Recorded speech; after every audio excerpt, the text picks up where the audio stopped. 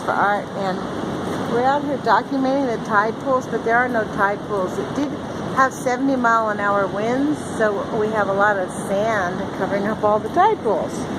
But it also sort of bleached or blew dried all the dead. Remember a few weeks ago we posted that this was just full of these things? And I guess the wind just blew it off because there's not as much as there was on these rocks. And look at the scummy kind of... Dang, I just can't get over the scum. Look at that. That lady says there's a dead bird, so me and Jerome are walking over there. So we're going to document, like, look at this. Here we go again. Check this out. Look at these dead creatures.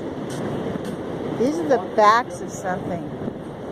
Yeah, let's go find that dead bird. Here it is. Look at this. Look at this. Yeah, see, that's like a mussel or something. Something. It looks like a sea anemone. A blue sea anemone that should be stuck to the side of something.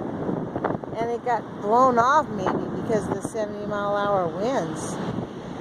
And the birds, maybe the birds ate those or something. I don't know. I mean, we'll have to come out. This is kind of... I'm glad that we've done this. You know what we should do is we should take our stake and stick it right here and count the animals and creatures we find dead here. Yeah, that's a good idea. So we're making an impromptu decision. Okay, that's what we're going to do. We'll talk to you guys later. Put your coach foot on. Bye.